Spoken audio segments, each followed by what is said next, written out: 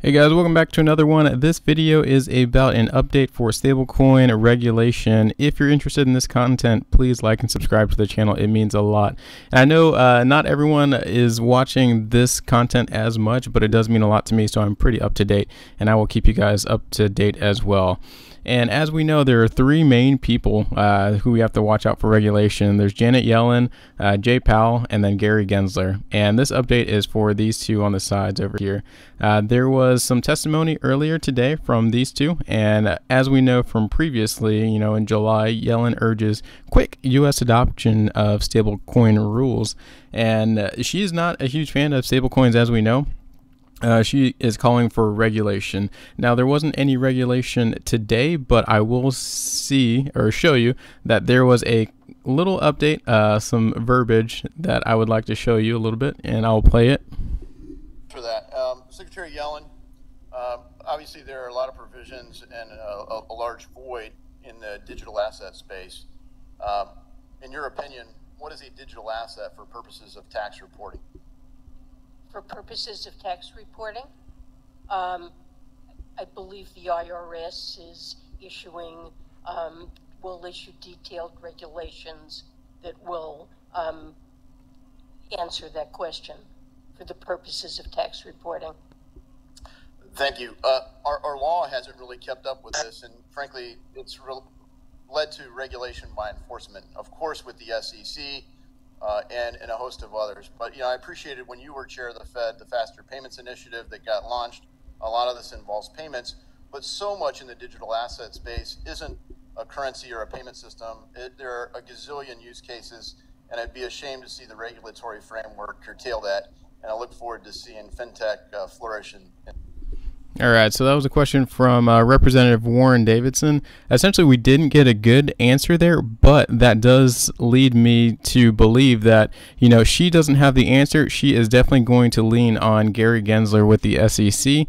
She's waiting for the SEC to take a lead on this initiative to say what we need to do with stablecoins. And then the next is Jay Powell. Here's a quick little update. Once again, this is from July, why the Fed hates cryptocurrencies. Maybe a little bit of a biased article here, but he did mention here that you wouldn't need stablecoins, you wouldn't need cryptocurrencies if you had the digital US currency.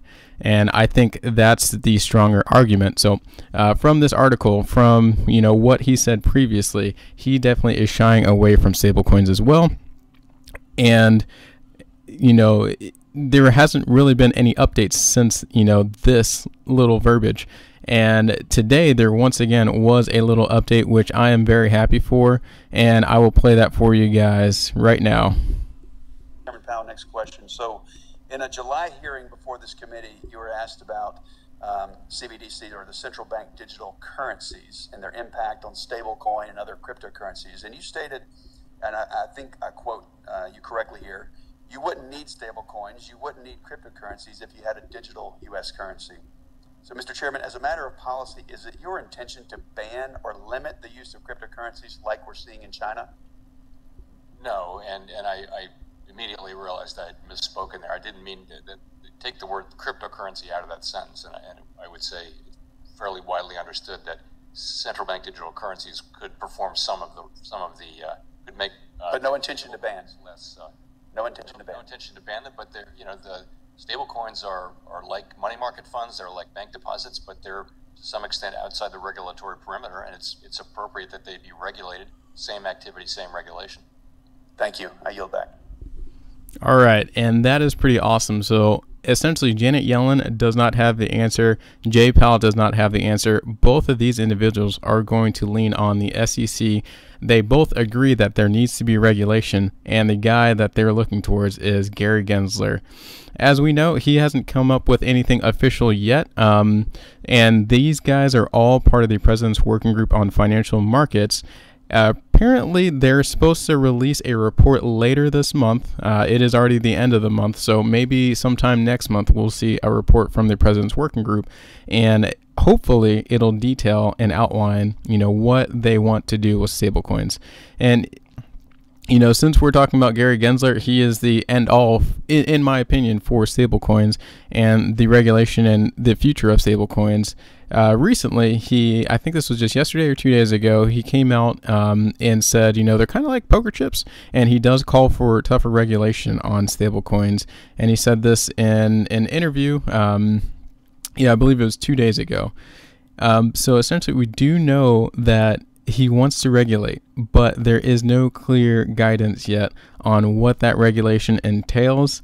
As of right now, as you guys know, I did pull my money out of BlockFi. Unfortunately, I'm just waiting to hear for regulation to see what these individuals say, mostly Gary Gensler.